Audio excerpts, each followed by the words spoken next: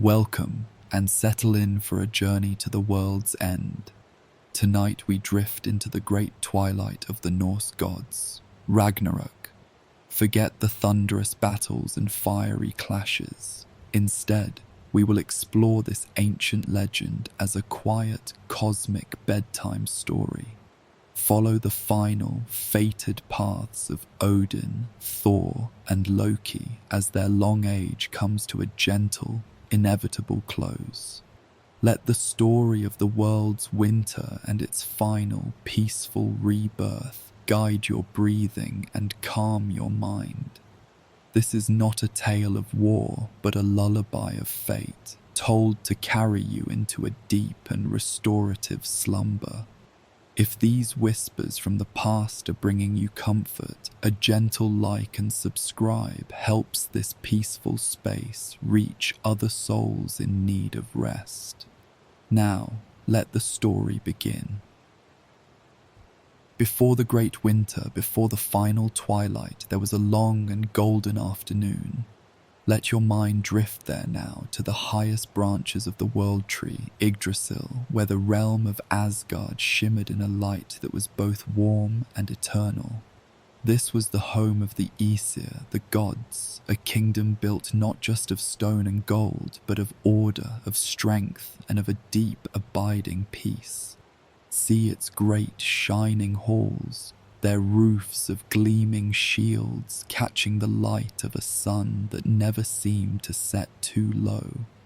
The greatest of these was Valhalla, the hall of the slain, a place of honor and feasting, but in this time of peace, it was a quiet and majestic monument, its vast tables waiting for a future that was still just a distant murmur.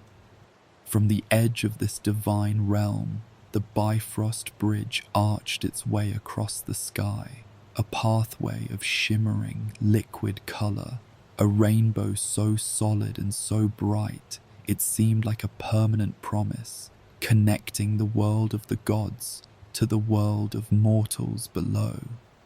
The air in Asgard was still. There was no need for haste, no cause for alarm. The days were long and filled with a calm and steady purpose. This was the world in its prime, a perfect and harmonious creation. Yet even here, in this most perfect of places, there was a quiet and unspoken sorrow, a knowledge that hung in the still air like the scent of distant rain. It was the whisper of a prophecy, a story of an end that was as certain as the rising of the sun, a tale of a final battle that was not a possibility, but a destiny. At the very center of this serene and fated world sat Odin, the All-Father. He was the king of the gods, but he did not rule with a loud command or a show of force. His was a quiet and watchful sovereignty. Picture him now, not as a fierce warrior, but as a figure of immense and ancient wisdom. He sits upon his high throne, Hlidskjalf, from which he can look out and see all that happens in the 9 worlds. His face is lined with the deep and intricate patterns of a knowledge that has been dearly bought. He has only one eye, for the other was sacrificed long ago, given freely in exchange for a single drink from the well of Mimir, the well of all wisdom.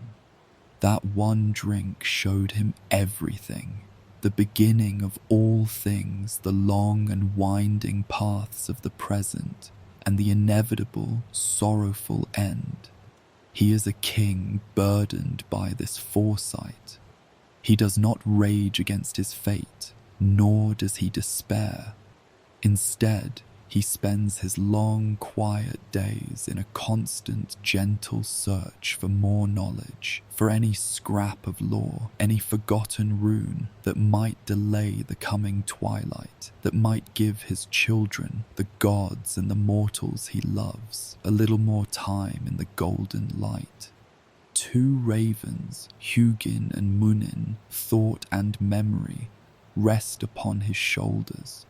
Every morning they fly out into the worlds, and every evening they return to whisper all that they have seen and heard into his ear. He listens patiently, his single eye gazing out at the peaceful world, his mind forever sifting through the threads of destiny, a lonely and loving guardian of a world he knows he cannot save forever. In another of Asgard's great halls, a place of warmth and resounding strength called Bilskirnir, lived the All-Father's most famous son. This was Thor, the god of thunder. But in this peaceful age, the thunder was a distant, gentle rumble, a sound of reassurance, not of war. Think of him not as a raging berserker, but as a steadfast and tireless protector. He is a god of immense power, his shoulders broad, his beard a fiery red, his eyes clear and honest. His strength is not a threat, but a comfort. It is the strength of the deep earth, of the ancient mountains. In his hands he often holds his hammer, Mjolnir, but it rests there with a familiar weight, like a craftsman's favorite tool. It is a weapon, yes, but it is also an instrument of blessing, used to hallow and to protect. His greatest duty, the one he holds most dear, is the guardianship of Midgard, the world of humanity. He is their champion. When he rides his chariot across the sky, pulled by his two great goats, the sound is not one of terror, but a reminder to the people below that they are not alone, that a great and benevolent strength is watching over them. He is a simple and direct god, his heart as true as his hammer's flight. He does not trouble himself with the complex webs of prophecy that so occupy his father. His is a more immediate purpose, to keep the world safe, to keep the walls of order strong against the forces of chaos that lurk in the dark and distant places. He is the unwavering shield of the 9 worlds, a warm and living presence against the cold and distant knowledge of the end. And then there was Loki. In this golden age, he was not yet the great betrayer, not yet the agent of darkness. He was a figure of fire and wit, a trickster whose clever mind and silver tongue were a source of constant, if often exasperating, amusement. He was not one of the Aesir by birth, but a giant who had been welcomed into their midst, bound by a blood oath to Odin himself.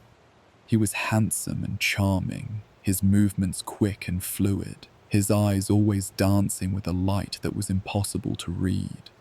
He was the god of mischief, the one who would steal the goddess Sif's golden hair as a prank, and then, under threat from a furious Thor, be forced to have the dwarves craft an even more beautiful replacement.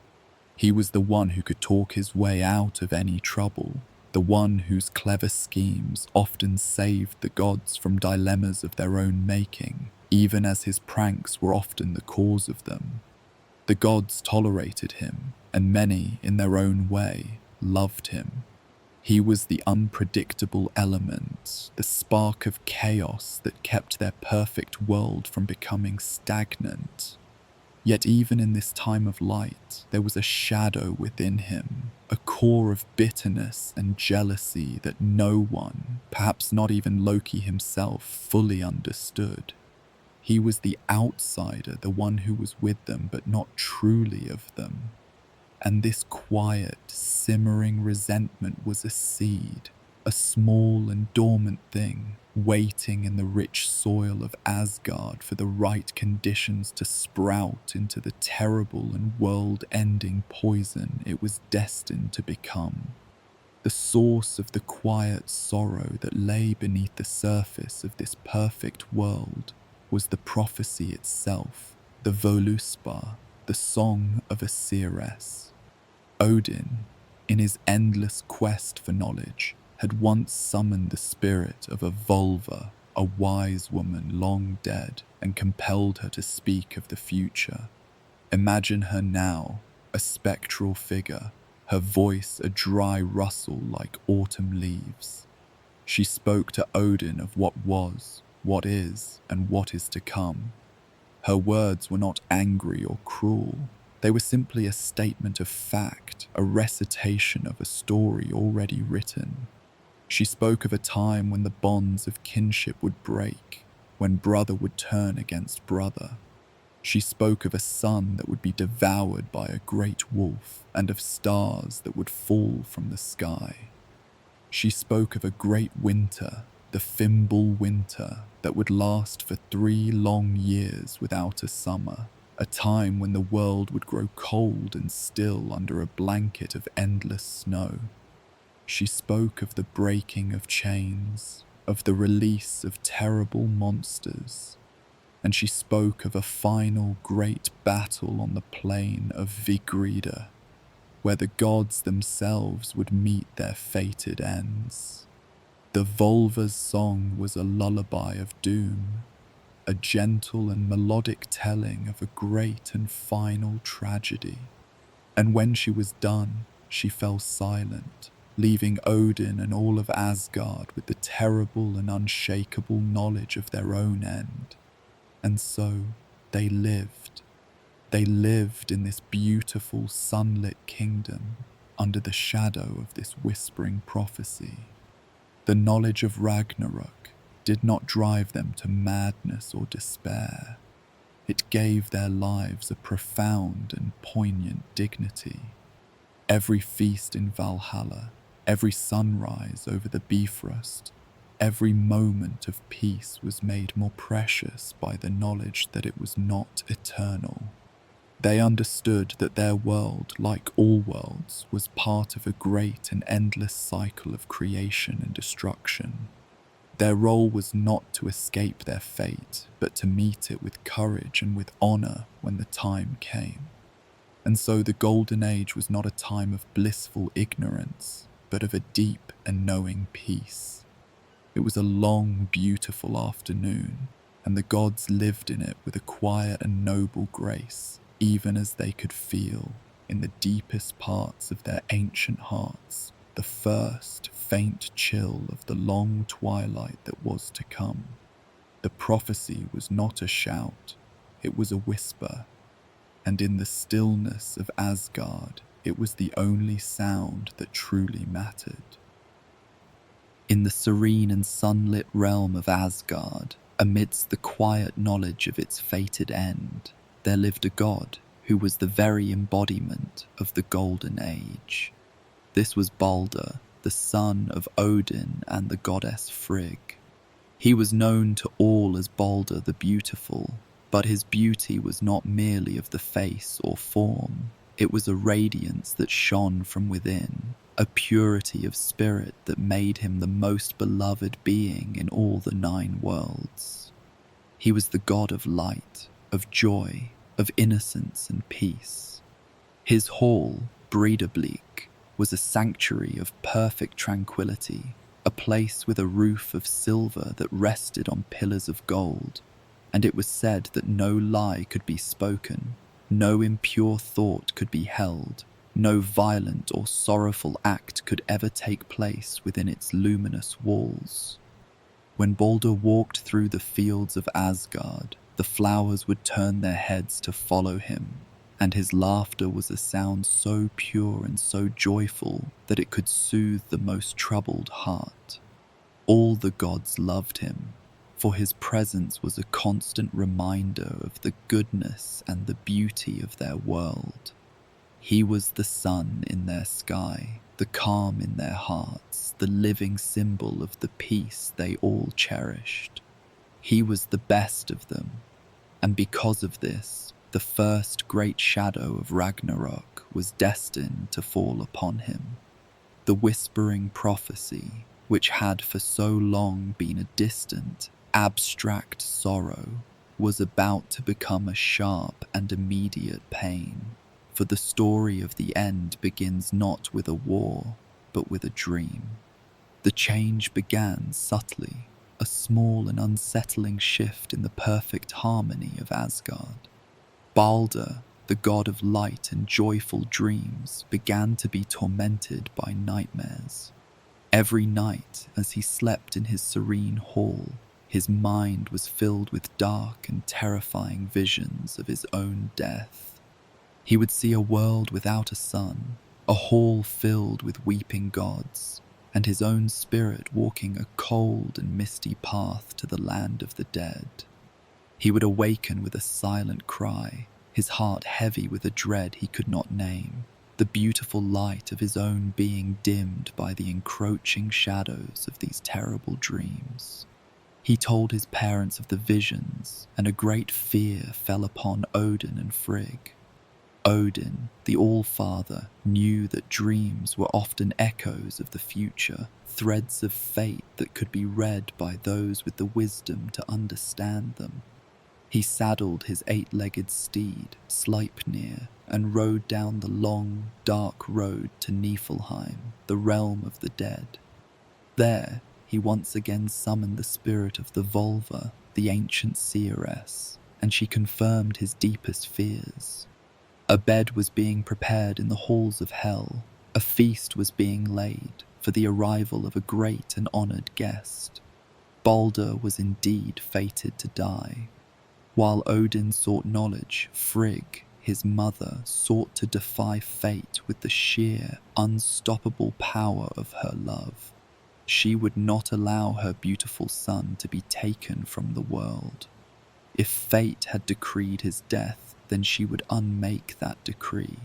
She embarked on a great and tireless journey, a slow and patient pilgrimage through all the 9 worlds. She went to everything that existed, every element, every creature, every plant, every stone, and she extracted from each a solemn and binding oath that they would do no harm to Balder. Imagine her now, a figure of quiet and maternal resolve, her voice a soft and persuasive murmur. She spoke to fire, and the flames promised never to burn him. She spoke to water, and the rivers and seas swore they would never drown him. She spoke to iron and all other metals, and they vowed their blades would never cut him. She spoke to the great stones of the mountains, to the ancient trees of the forest, to the sicknesses that float in the air, and to the venom of the serpents that crawl upon the earth. Everything, from the greatest giant to the smallest pebble, swore the oath. She wove a web of protection around her beloved son, a magic so powerful and so complete that it seemed to render him immortal. In her exhaustive journey, she passed by a small and humble plant, a sprig of mistletoe growing on the side of an oak tree. She looked at it and thought it too young, too small, too harmless to even bother asking for an oath. It was an oversight born of affection, a tiny, insignificant detail in her grand and loving design, a single, loose thread in the perfect tapestry of his safety. When Frigg returned to Asgard, her task complete, a great sense of relief and joy spread through the halls of the gods. Balder was safe. He was invulnerable. To celebrate this victory over fate, the gods devised a new and joyful pastime. They would gather in the fields of Ida, the great green plain at the center of Asgard, and they would test Balder's new invulnerability. They would throw things at him, first soft things, then stones, then axes and spears. And they would laugh with delight as each object, no matter how sharp or how heavy, would simply turn aside at the last moment, veering away from Balder as if it had a will of its own, refusing to break its oath. Balder stood in the center of it all, smiling and serene, his body untouched, his spirit aglow, a living testament to his mother's love. It was a beautiful and innocent game, a celebration of life and a defiance of the dark prophecy. But Loki, the trickster, watched this game not with joy, but with a cold and burning jealousy. The sight of the perfect, beloved, and now invulnerable god stirred the deep and bitter shadow within his own heart. He saw not a celebration of life, but a display of pride, and he decided, in a moment of quiet and terrible malice, that he would shatter it. He disguised himself as an old woman, frail and bent, and went to Fensalir, the hall of Frigg. He spoke to the goddess, praising the wonderful game and the invulnerability of her son. Frigg, her heart full of pride and relief, confided in the old woman. "Yes," she said, "nothing can harm him, for I have taken an oath from all things." Loki, his eyes glinting with cunning, leaned closer. "All things?" he asked, his voice a wheezy whisper. "Did you truly ask every single thing?" "Oh," Frigg replied with a gentle laugh, "all things except one. A little sprig of mistletoe that grows west of Valhalla. It seemed too young and too harmless to ask." It was all Loki needed to hear. He left the goddess, his mind already spinning its dark and clever web.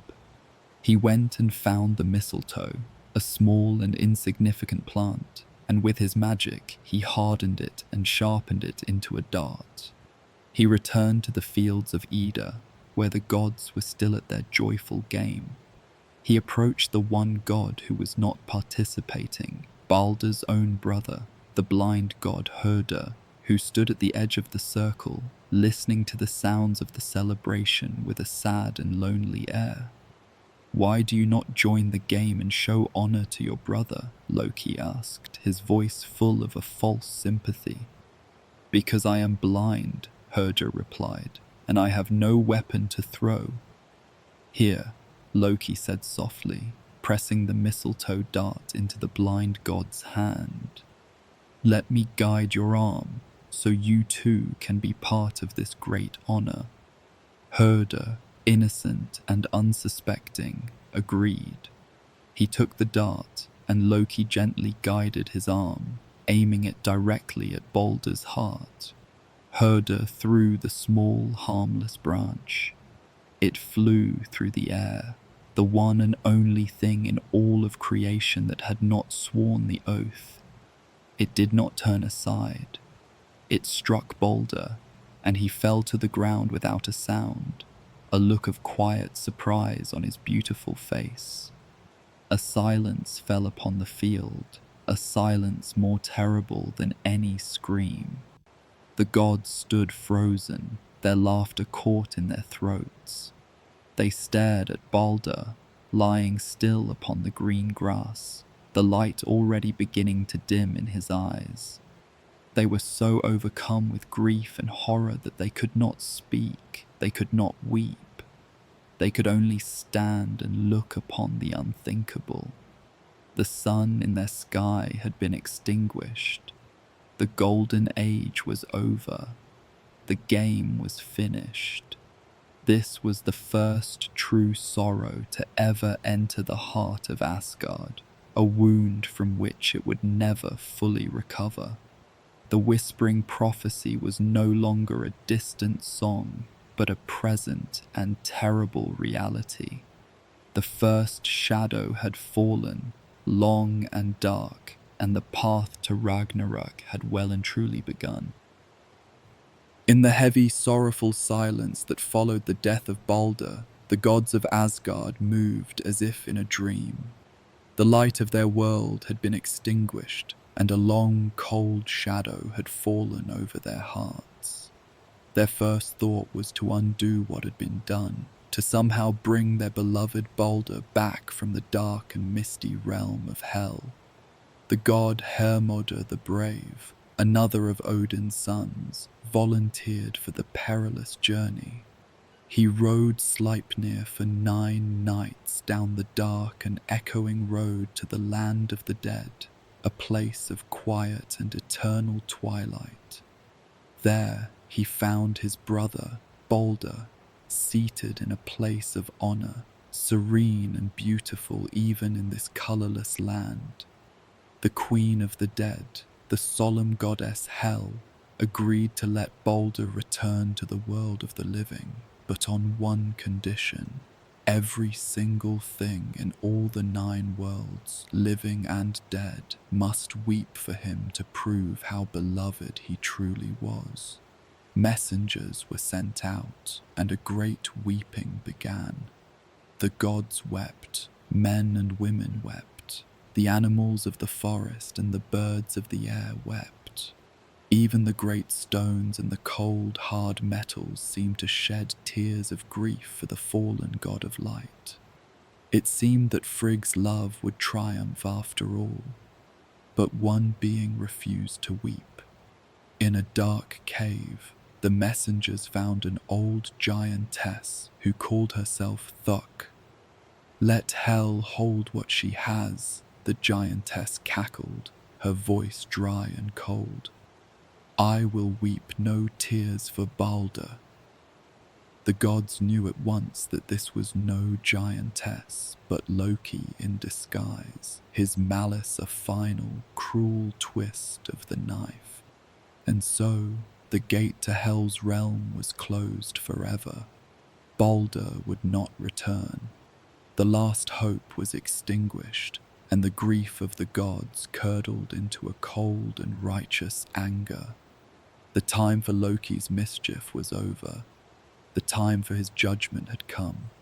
Loki, knowing the gods would now hunt him, fled. He went to a remote and lonely mountain and built a house with 4 doors, so he could watch for his pursuers from every direction. He spent his days in fear, often transforming himself into a salmon and hiding in a clear, fast-flowing river. But Odin, from his high throne, saw where Loki was hidden. The gods went to the mountain, their steps slow and deliberate, their hearts heavy with the grim task before them. This was not a hunt born of rage, but a solemn and necessary duty, an act of restoring balance to a world thrown into chaos by Loki's dark and jealous heart.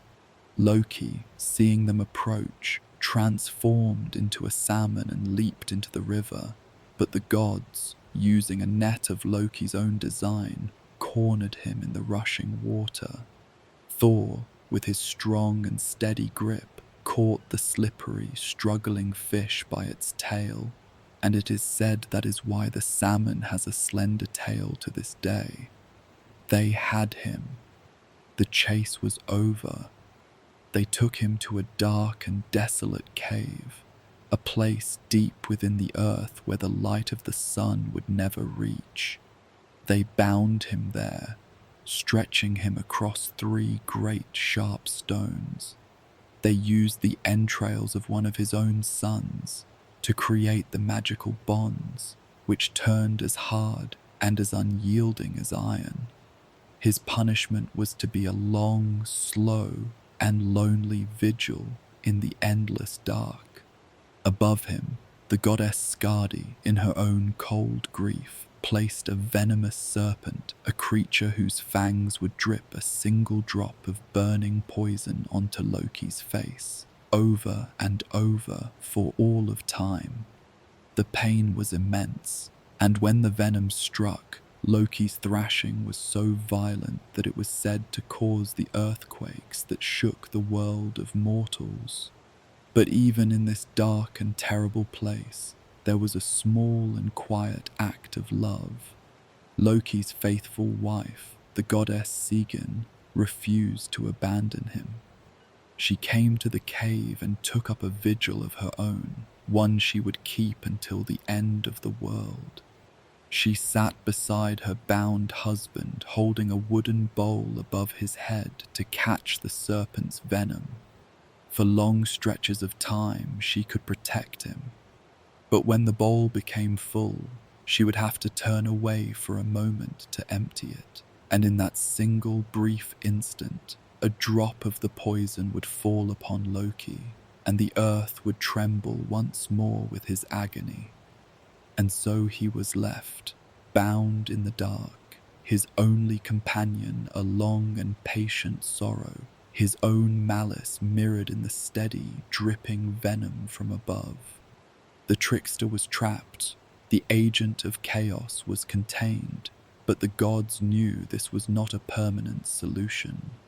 It was merely a pause, a desperate attempt to hold back the inevitable tide of fate. The gods' work was not yet done, for Loki had left another, more terrible legacy in the world, his 3 monstrous children, born to him by a giantess in the dark and frozen land of Jotunheimr. The gods knew from the whispering prophecy that these 3 beings were destined to play a central and devastating role in the final battle of Ragnarök. With heavy hearts, they knew that these children too must be bound and contained. So Odin sent for them, and the 3 were brought to Asgard, 3 great and terrible shadows falling across the Golden City. The first was Jormungandr, the world serpent. He was still young, but already so vast and so powerful that his coils could encircle a mountain. Odin, looking upon the creature, knew that its place was not in Asgard, nor in any of the lands of men or gods. He took the great serpent and cast it out into the vast, dark ocean that encircles the whole of Midgard. The serpent fell into the deep, and there it grew and grew until it was so impossibly long that it could wrap itself around the entire world and take its own tail in its mouth.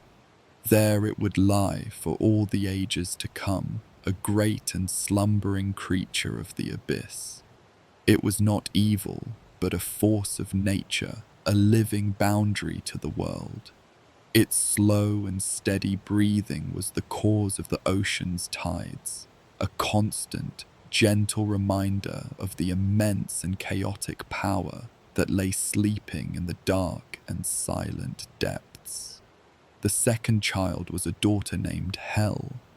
Her appearance was strange and sorrowful, for one half of her body was that of a beautiful woman, while the other half was the blue-grey, lifeless flesh of a corpse. She was a quiet and somber being, and Odin, seeing her nature, knew her rightful place.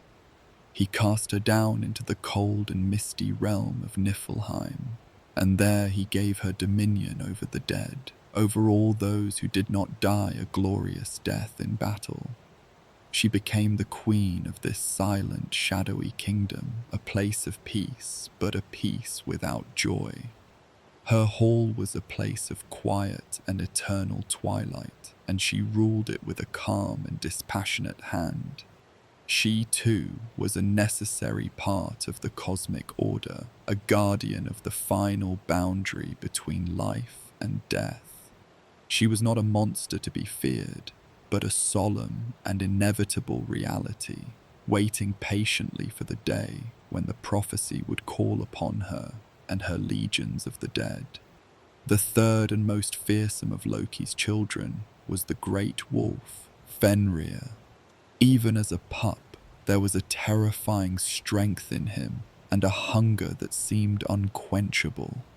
He grew at an alarming rate, and soon he was so large and so powerful that only one god was brave enough to go near him to feed him. The god Tyr, the bravest and most honorable of all the Aesir. The gods saw the darkness growing in the wolf's eyes, and they knew from the prophecy that he was destined to be the end of Odin himself. They knew he must be bound.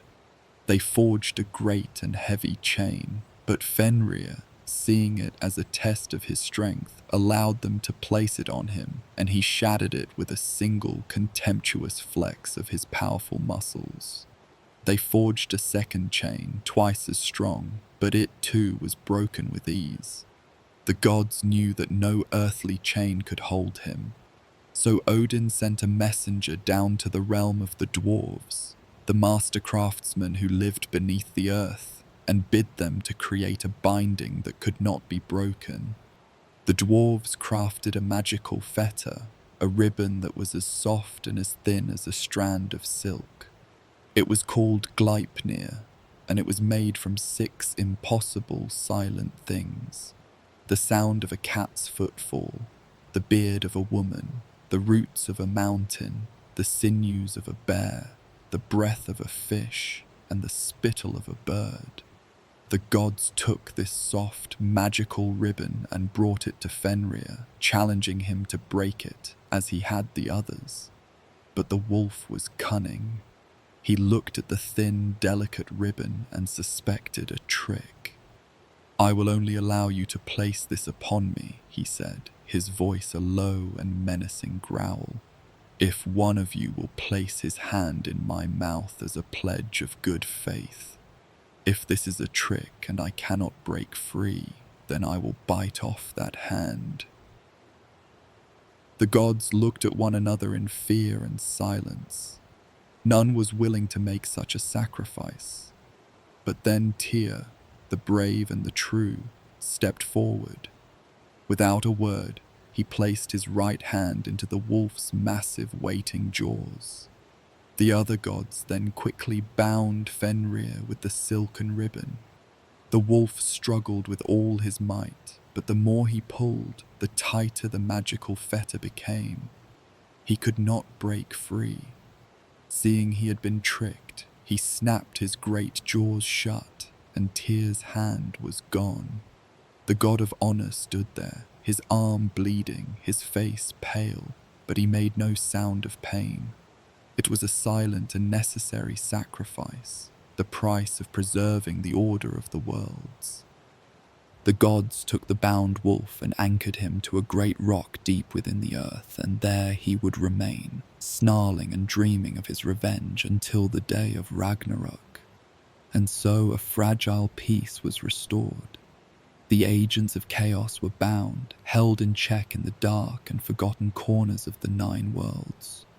But every chain has a breaking point, and every vigil must one day come to an end. The world was now a place of quiet waiting, a world holding its breath, listening for the first faint crack in the foundations of its own existence. The gods in Asgard watched this slow and sorrowful decay, but they could not intervene. This too was part of the prophecy. This was the world preparing itself for the end, a slow and quiet shutting down, a final, weary exhalation before the last great struggle. And so they kept their vigil, their golden city now a fortress against a sea of endless white, and they waited as the snow fell and the world slept. After the bindings were complete, a long and quiet age settled upon the 9 worlds. In the deep places of the earth, the great wolf Fenrir lay still, his dreams filled with a patient, simmering rage.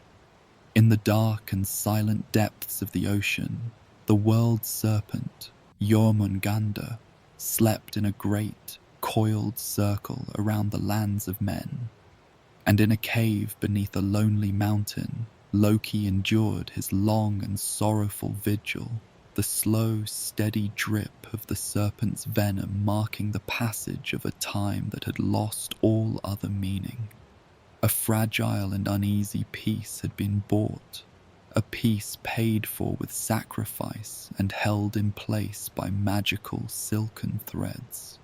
The gods in Asgard resumed their watchful duties, their hearts forever tinged with the memory of their lost light, their minds forever listening for the first faint sound of a snapping bond, a stirring in the deep. For a long while, there was nothing. The worlds turned, the seasons followed their familiar rhythm, and the prophecy seemed to slumber, a distant and half-forgotten tale. But fate, once spoken, can never be unwritten. It can only wait. And now, the waiting was over. The first true sign of the coming end was not a great and terrible noise, but a quiet and creeping cold. The sun, which had for so long shone with a warm and golden light, began to grow pale, its rays turning thin and watery, offering no warmth. The sky took on a permanent, pearlescent grey, and the air grew still and sharp with a chill that seemed to come not from the north, but from the very heart of creation itself. The long, golden afternoon of the gods was fading, and the first flakes of a great and final winter began to fall. This was the Fimbul winter, the mighty winter, a season of cold and snow that was destined to last for 3 long years, with no spring to break its grip, no summer to offer its warmth, no autumn to bring its harvest. Let your mind drift into this long and quiet twilight. Imagine the world as it slowly, gently surrenders to the cold. The first snow falls not as a raging blizzard, but as a soft and silent dusting, each flake a perfect and intricate star, settling on the branches of the ancient trees and the roofs of the halls of men. At first it is beautiful, a clean white blanket that covers the world in a pristine and peaceful hush. But the snow does not stop. Day after day, week after week, it continues its soft and relentless descent. The world becomes a monochrome masterpiece of white and grey. The vibrant greens of the meadows, the deep browns of the ploughed fields, the bright colours of the wildflowers, all of it disappears beneath a deeper and deeper layer of white. The great rivers and lakes freeze over, their surfaces becoming vast, milky plains of ice. The waterfalls that once roared in the mountains are frozen into silent, glittering sculptures. A profound stillness settles over everything. The buzzing of insects, the songs of birds, the rustling of leaves, all the small and gentle sounds of a living world are gone. The only sound that remains is the low, mournful hum of the wind as it drifts through the skeletal branches of the trees and across the endless, rolling snowfields. It is a sound like the world's own slow and steady breathing as it sinks deeper and deeper into a great and final slumber. In Midgard, the world of mortals, the Fimbul winter brought with it a quiet and terrible hardship. The people huddled in their longhouses, the fires in their hearths burning lower and lower as the wood they had gathered began to run out. The great stores of grain and salted meat dwindled, and a deep and gnawing hunger settled over the lands. The sun became a stranger, a pale and distant disk that offered no comfort, and the nights grew impossibly long and dark. In this endless cold, under the weight of this profound and hopeless twilight, the bonds that held humanity together began to fray and then to break. The warmth of kinship grew as cold as the air outside. The laws of hospitality, once sacred, were forgotten in the face of desperation. Brother turned against brother for a crust of bread. Families shattered, and a deep and sorrowful loneliness settled into the hearts of men. It was not a time of great and noisy wars, but of a quiet, creeping decay, a slow and sad unravelling of all that was good and kind. The world was forgetting how to be human. Hope became a forgotten luxury, and the hearts of men grew as hard and as frozen as the earth beneath their feet. They were living in a world without light, without warmth, without a future. They were trapped in a long and silent dream of winter, waiting for an end that they could not see, but that they could feel approaching with every cold and quiet breath. At the end of the third long year of the Fimble winter, a change began to stir in the deep and frozen heart of the world. It was not a gentle spring, but a great and sudden thaw. The immense weight of the snow and ice began to melt, and the rivers, which had for so long been silent and still, began to flow once more, not as clear and cheerful streams, but as great grey torrents of churning, icy water. The world seemed to sigh, a long and weary exhalation as it awoke from its enforced slumber. But this was not an awakening to a new life. It was the final, quiet stirring before the end. The first true sign was a tremor, a deep and powerful shudder that ran through the very bones of the earth. It was a tremor that did not come from the shifting of rock, but from the straining of a muscle, from the testing of a bond that had been held for an age. Deep within the earth, on a lonely, dark island, the great wolf Fenrir, who had for centuries lain bound by the dwarf's silken ribbon, felt the change in the world. He felt the loosening of the old magic, the weakening of the ancient laws that had held him in place, and he began to pull. He did not rage or snarl. His was a patient and immensely powerful testing of his bonds, a slow and steady pressure that he had been applying for a lifetime, waiting for this very moment. The magical fetter, Gleipnir, that had held him for so long had been made of impossible, silent things, a chain forged from concepts rather than from metal. And so, its breaking was not a loud and violent shattering, but a quiet and final unraveling. Imagine a single thread in a great tapestry, worn thin by the slow and gentle friction of ages, finally beginning to fray. The sound of a cat's footfall, the breath of a fish, the roots of a mountain, these ethereal concepts began to lose their hold, their magical power dissolving in the twilight of the gods. And then, with a sound that was no louder than a soft sigh, the silken ribbon snapped. It was a sound that was felt more than it was heard, a subtle shift in the balance of the 9 worlds. The greatest of all bindings had come undone. Fenrir the wolf was free. He rose slowly to his feet, his massive form unfolding in the deep darkness. He stretched his great limbs, stiff from centuries of stillness. The prophecy that had been a whisper was now a living, breathing reality.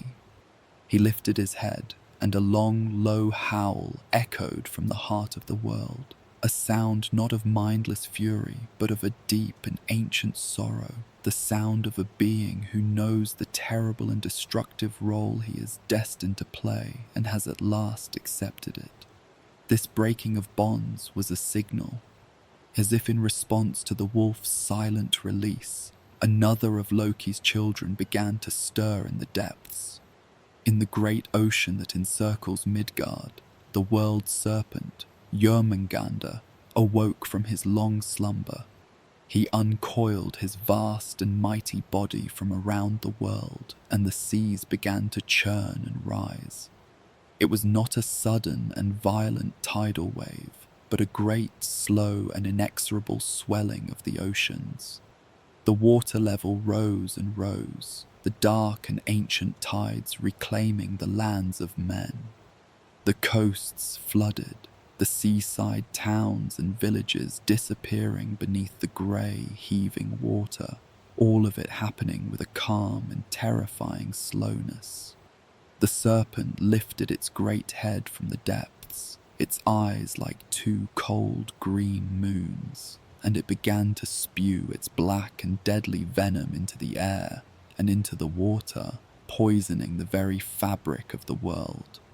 At the same time, from the realm of the dead, a terrible ship broke free from its moorings. This was Naglfar, a ship made entirely from the uncut fingernails and toenails of the dead, a vessel of grim and patient construction. Carried on the rising chaotic tides, it set sail, its crew an army of the dead, with Loki himself, now freed from his own bonds, standing silently at its helm. From his post at the edge of Asgard, the god Heimdallr, the ever-watchful guardian of the Bifrost, saw it all. For uncounted ages he had stood his lonely vigil, his senses so acute he could hear the grass growing in the fields of Midgard and the wool growing on the backs of sheep. He had watched the long, slow years of the Fimbulwinter. He had felt the tremor of Fenrir's freedom. He saw the great seas rising, and he saw the grim ship Naglfar sailing on the horizon. He knew the time for waiting was over. The prophecy was no longer a story to be told. It was a reality that was unfolding before his very eyes. He lifted his great horn, Gjallarhorn, to his lips. He took a deep and steady breath, and he blew. The sound that issued from the horn was not a shrill and panicked alarm. It was a single, deep and profoundly resonant note, a sound of such somber and beautiful majesty that it flowed like a river through all of the 9 worlds. It echoed in the golden halls of Asgard. It whispered through the snow-melted forests of Midgard. It resonated in the dark and frozen land of the giants, and it even reached the silent and shadowy halls of the dead. It was not a call to a glorious battle. It was the sound of a great and ancient story reaching its final chapter. It was the sound of fate arriving, a calm and powerful announcement that the long, golden afternoon was over and the final twilight had at last begun. The deep and resonant note of the Gjallarhorn faded, but its echo remained, a silent vibration that settled in the heart of every living thing across the 9 worlds. In Asgard, the gods heard the call not with surprise or with fear, but with a deep and somber stillness. The moment they had known was coming, the future they had seen in prophecy and in dreams, had finally arrived. The long and golden afternoon was over. The quiet, waiting twilight had begun. There was no scramble for weapons, no shouting of orders. Instead, a profound and purposeful calm descended upon the golden city. The time for striving against fate was over. The time to meet it had come. Each god went about their final preparations, their movements slow and deliberate, filled with the quiet dignity of those who know their part in the final act of a great and ancient story. This was not a mobilization for a war they hoped to win. It was a procession towards a known and accepted end. Odin, the All-Father, was the first to prepare. He did not call a council of war or shout a rousing speech. His preparations were quiet, personal, and steeped in ancient wisdom. He went to his stables and saddled his 8-legged steed, Sleipnir, his movements gentle and familiar. He rode from Asgard, not towards the battlefield, but down the winding roots of the World Tree, to the well of Mimir, the source of all knowledge. There, in the quiet darkness, he looked upon the wise and disembodied head of his ancient friend, which floated in the well's clear water. He asked not for a strategy to win, but for a final counsel, a last sharing of knowledge before the end. The head of Mimir whispered its secrets to him, echoes of the past and a final confirmation of the future, a quiet conversation between 2 ancient beings at the close of a long age. His counsel received, Odin rode back to Asgard, his face calm and resolute. He went to his great hall and put on his golden helmet, its surface gleaming softly in the dimming light. His 2 ravens, Hugin and Munin, flew from their perches and landed on his shoulders one last time, their familiar weight a small comfort. He whispered a final instruction to them, a farewell to his thought and his memory, and then, gripping his great spear, Gungnir, he turned his gaze towards the great plain where destiny awaited. He was ready. Thor, the great protector, heard the horns call in his vast hall of Bilskirnir. He rose to his feet, his face set and grim, but without anger. He took up his iron gloves and his belt of strength, and then his hand closed around the familiar handle of his hammer, Mjolnir. The weight of it was a comfort, a reminder of a lifetime spent in the service of protection. He knew his own fated end was tied to that of his ancient adversary, the world serpent, and he felt no fear, only a deep and weary sense of duty. He climbed into his chariot, pulled by his 2 goats, and began his final ride across the sky, the sound of his thunder a low and sorrowful rumble, a final fond farewell to the world of mortals he had so long guarded. The other gods too made their final preparations. Heimdallr, his duty as watchman now complete, took up his sword. The brave Tyr, his right arm ending in a stump from his sacrifice to bind Fenrir, stood ready, his quiet courage undiminished. And from the great, sun-washed gates of Valhalla, a silent river of souls began to flow. These were the Einherjar, the spirits of the greatest mortal heroes who had fallen in battle, chosen by the Valkyries and brought to Asgard to feast and train for this very day. They did not march out with triumphant war cries. They moved as a silent, spectral host, a vast and endless procession of lights, their faces calm, their purpose clear.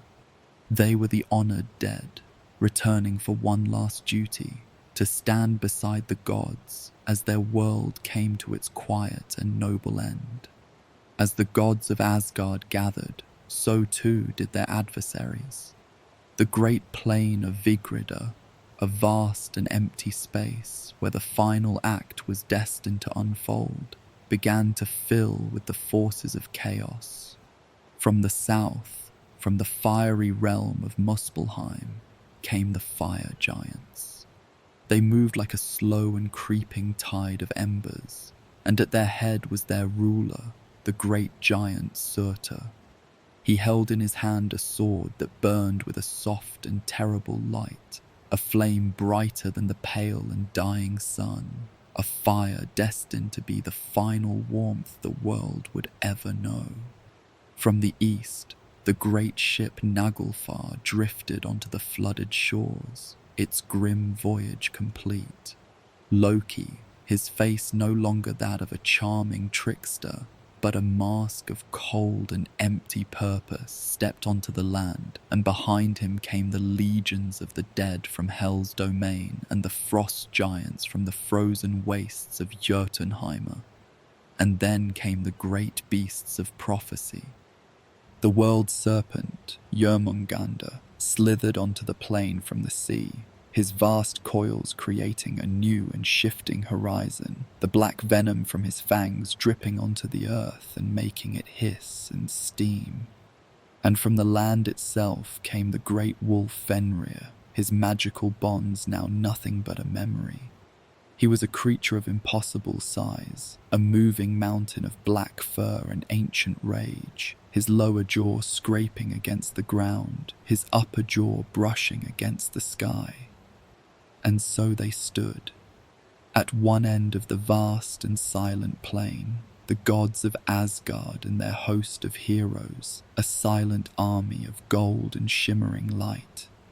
At the other end, the giants of fire and frost, the legions of the dead, and the great monsters of fate, a silent army of shadow and flame. The sky above was dark, the air was still. The world seemed to hold its breath. There were no taunts, no challenges, no cries for battle. There was only a profound and cosmic stillness, the quiet and heavy pause between the last line of a great poem and its inevitable final word. The gathering was complete. The final ride was over, and on the silent plain of Vigridr, the two great forces of fate looked at each other across an endless field, waiting for the final story to play out. The profound stillness on the great plain of Vigridr could not last. As if guided by a silent cosmic signal, the two great hosts began to move. It was not a charge, but a slow and deliberate advance, a tide of light and a tide of shadow flowing towards each other with a calm and dreamlike inevitability. There were no war cries to shatter the silence, only the soft, rhythmic tread of 1,000,000 feet marching towards a known and shared conclusion. The air grew thick with a sense of immense and ancient purpose as the final chapter of the great story began to unfold, not in a storm of chaos, but in a series of quiet and fated meetings. Odin, the All-Father, rode at the head of the Aesir, his golden helmet catching the dim twilight glow. He rode to meet the great wolf Fenrir, and in a moment of cosmic finality, the god of wisdom and order was consumed by the embodiment of primal chaos. His story came to its quiet and foretold end. Elsewhere on the field, the great protector Thor finally met his oldest and greatest foe, the world serpent Jormungandr. Theirs was a weary and final dance between two immense forces, and in the end, Thor brought his hammer down, but was caught in the serpent's dying, venomous breath. He took 9 steps, a final symbolic walk, and then surrendered to a quiet end on the poisoned earth. So it went across the silent, dreamlike field, as the fated pairs met and found their shared conclusion. Heimdallr and Loki, the whitest of the gods and the ultimate trickster, met and became each other's end, their long conflict resolved at last into a shared stillness. When the great gods had fallen, the fire giant Surtur lifted his burning sword. The light from it was not a raging inferno, but a soft and gentle glow, a light like a terrible and beautiful dawn. He swept the blade across the world, and a soft and cleansing fire began to spread, not destroying with a roar, but dissolving with a whisper. It touched the fallen, and they became ash. It touched the great world tree, and the ancient tree sighed and surrendered its life. And then, as the last embers faded, the world, weary from its long story, sank peacefully beneath the waves. It was not a violent end, but a slow and gentle immersion, a return to the quiet, dark and silent deep. For a timeless age, there was nothing, only a world of water and a profound and cosmic silence. The stories were over, the prophecies were fulfilled. The universe itself seemed to slumber, resting in a long and dreamless peace, a perfect and empty stillness that held the memory of all that had been and the quiet potential of all that was yet to come. It was a time for healing, a time for the world to forget the sorrows of its long and turbulent age and to prepare for a new beginning. Then, slowly, gently, a new world began to emerge. The waters receded, and the earth rose again from the deep, Not a scarred and barren wasteland, but a world so fresh and so green, it seemed as if it were the first morning of creation. The new land was fertile and beautiful, bathed in the gentle warmth of a new sun, for the old sun's daughter had survived, and her light was soft and kind. A new generation of gods returned, their hearts free from the sorrows of the past. Balder the Beautiful, no longer a memory of a lost age, came back from the realm of the dead, and with him came his blind brother Herder, their old, tragic conflict now forgiven and forgotten. The sons of Thor arrived, carrying their father's mighty hammer, Mjolnir, not as a weapon of war, but as a tool to hallow and to bless this new and peaceful world. As they walked through the tall green grass of a field that was once Asgard, they found the golden game pieces of the Aesir shining and untarnished, a quiet and beautiful reminder of the fellowship that had come before. And from the sheltering branches of the world tree, which had endured the fire and the flood, two new mortals emerged. They were a man and a woman named Leif and Leifthrasil, life and the will to live. They had slept through the end of the world, nourished by the morning dew, and now they stepped out into a quiet and empty world, ready to become the parents of a new humanity, a humanity that would live in peace and harmony with the earth. The cycle was complete. The great twilight had given way to a new and gentle dawn. All was quiet. All was at peace. Good night. Dream well.